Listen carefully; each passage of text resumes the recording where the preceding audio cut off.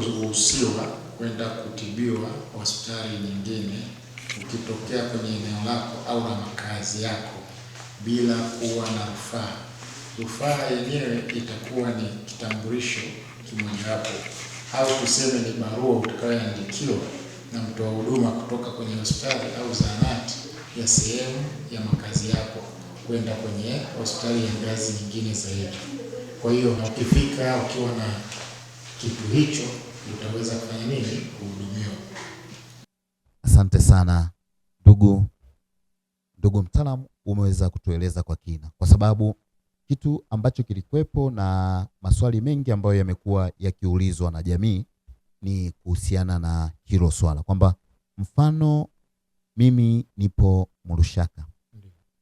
Mrushaka, hospitali yangu ya karibu iliyopo ni Nyakahanga ambayo ni ya private. Kwa hiyo sina shaka kwamba nitaruhusiwa kuanzia pale kwa sababu ndio iliyopo ndani ya makazi yangu. Hiyo utaruhusiwa moja kwa moja kuanzia pale kwa sababu ndo makazi yako na hospitali ndio hiyo karibu na wewe. Sio kwamba serikali kwa sababu imeanzisha mpango wa bima ya afya kwa wote kwamba imeweza kukubala kwamba ni lazima upate huduma kwenye hospitali za serikali tu. Kwa hiyo kama tulivyoweza kupata maelezo kwa mtaalamu wetu kwamba ni hospitali yoyote iliyo ndani ya makazi yako. Kwa hiyo hapo nyumbani kwako ulipo au hapo kijijini kwako ulipo au hapo mtaani kwako ulipo, kama kuna hospitali either ni private au tukimaanisha binafsi au ni ya serikali, kwa hiyo wewe unaweza kuwa una maamuzi kwa sababu iko ndani ya makazi yako. Lakini kama iko nje ya makazi yako, utaratibu uliopo ni kwamba lazima uanze kwenye hospitali iliyoko ndani ya makazi yako.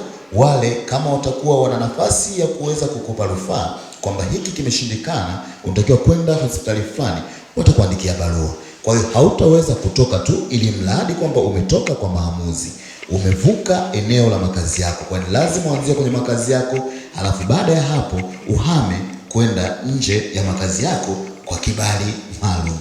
Asante sana. Na swali jingine nililopenda kuweza kujua kutoka kwako, kwa sababu limekuwa likiulizwa, tumesema sifa zipi ambazo zinatakiwa kuweza kutumika hasa kwa mtu kuweza kujiunga na hii bima ya afya kwa wote? Sifa za kaya. Na tukisema kaya sio lazima wewe watu 6. Unaweza ukawa mtu mmoja ukawa na kaya yako. Kwa hiyo ukisha kuwa mtu mmoja ukawa na kaya yako, unaenda kujiunga au kusajiliwa kwa shilingi 150,000. Pia niongezee ukomo wa hii bima. Ukomo wa hii bima utakuwa ni ukomo wa mwaka mmoja.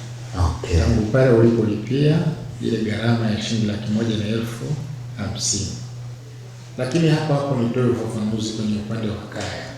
Ndani ya kaya wanaweza kuwa watu 6 mpaka 10. Wakisha zidi watu 6 ndani ya kaya, tukimaanisha mama, baba na watoto wake 4 wenye umri chini ya miaka 21, wakazidi watu 6.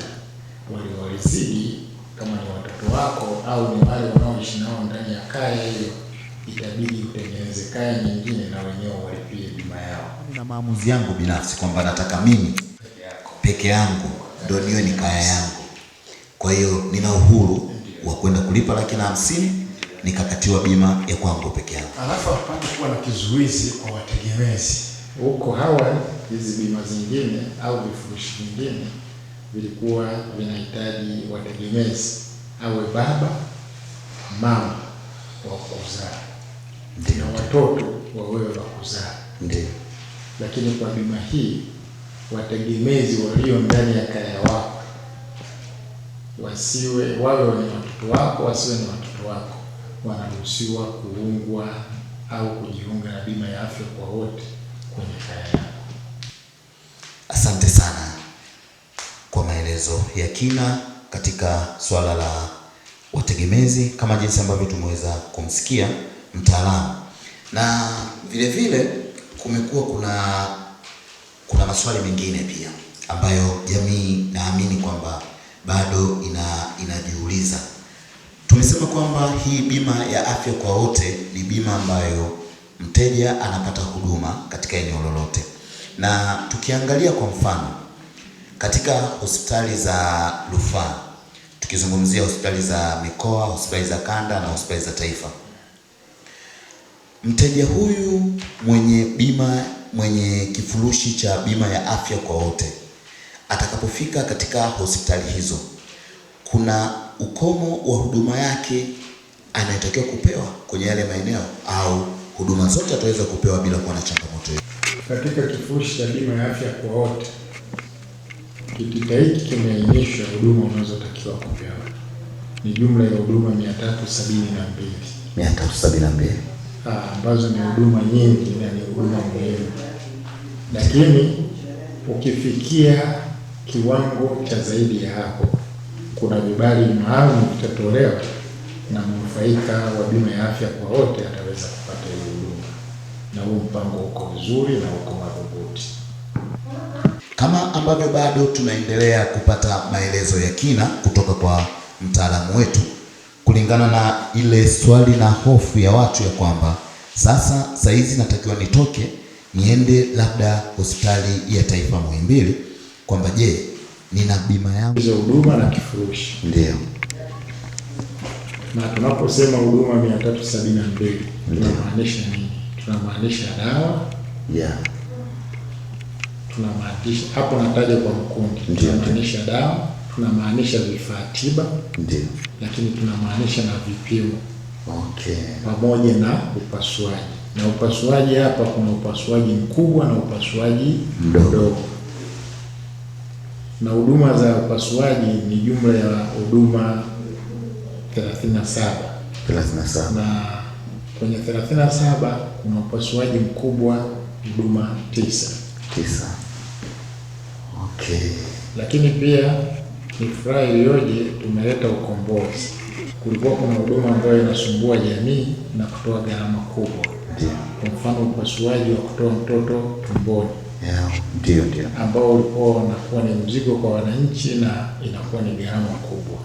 Sasa huduma ya bima ya afya kwa wote inalibeba na hili.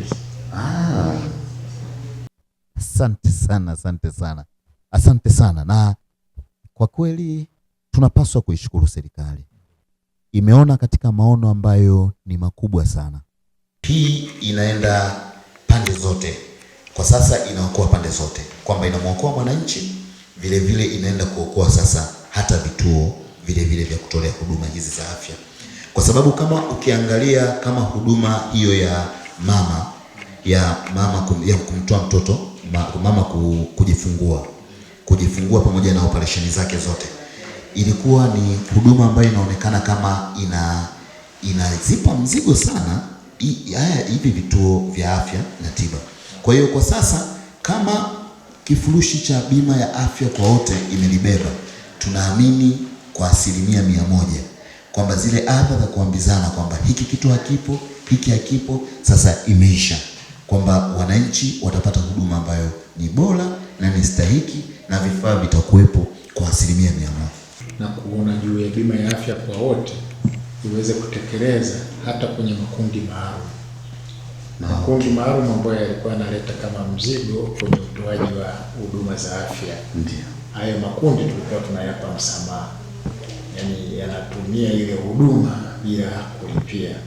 Sasa makundi hayo maalum ni kama mama wajawazito, watoto chini ya miaka 5, watu wenye ulemavu na wazee zaidi ya miaka 60.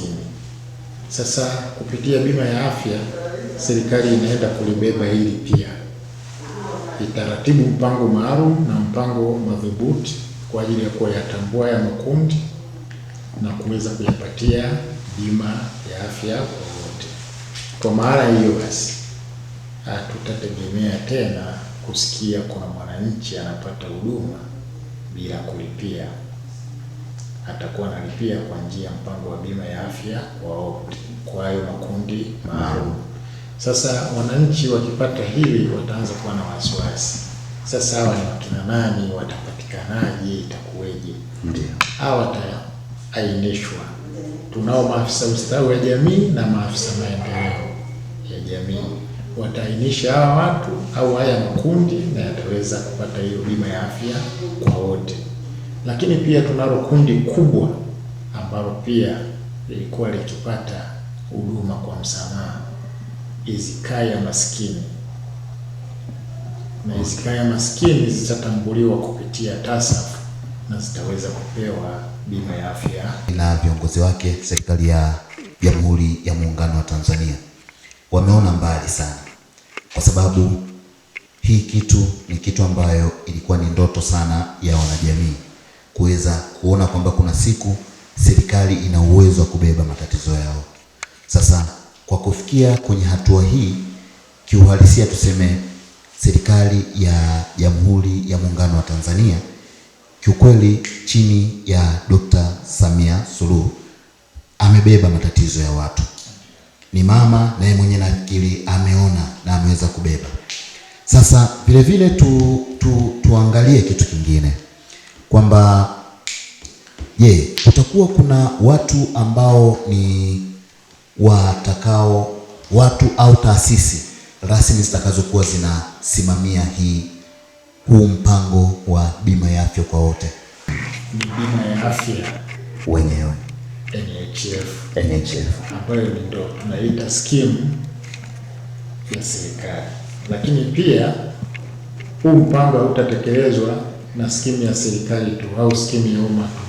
Tunayo na scheme ya umma nyingine, scheme ya watu binafsi ambazo kama unavyosikia strategic issue na nini, hizo zote zitakuwa zinatekeleza pia mpango wa bima ya afya kwa wote, kwa maana ya kwamba hakuna sehemu huu mpango wa bima ya afya kwa wote utakuwa. Tizama, tumesema kwamba wale watu kutoka kwenye kaya maskini wataainishwa, ambapo watu wa maendeleo ya jamii pamoja na ustawi wa jamii kwamba hilo zoezi watalisimamia kuweza kuhakikisha kwamba wale wote ambao hawajiwezi wanaweza. Kumekuwa kuna changamoto ambazo zimekuwa zikitokea mara nyingine. Mfano tumeona kulikuwa kuna ile CHF Laboration ambapo kuna watu pia walikuwa wanatambuliwa kwa ajili ya kuweza kuna, lakini sasa kumekuwa kuna ile hali kama ya yani inayoleta sintofahamu ya kwamba mimi Oscar, wewe afisa maendeleo unanijua, sina sifa ya kuwa mnufaika kwa upande wa kaya maskini, lakini wewe kwa sababu mimi na wewe tunajuana, tumeamua kuweza kupitishana. Je, nyinyi kama mamlaka, kama idara ya bima ya afya mmeweza kujipanga vipi katika hilo kuweza kuhakikisha kwamba wale ambao wanaratibiwa na wale ambao wanaandikishwa katika mkakati huo wamekuwa ni watu ambao sahihi na kuepusha wale ambao waliotakiwa kupata wasipate?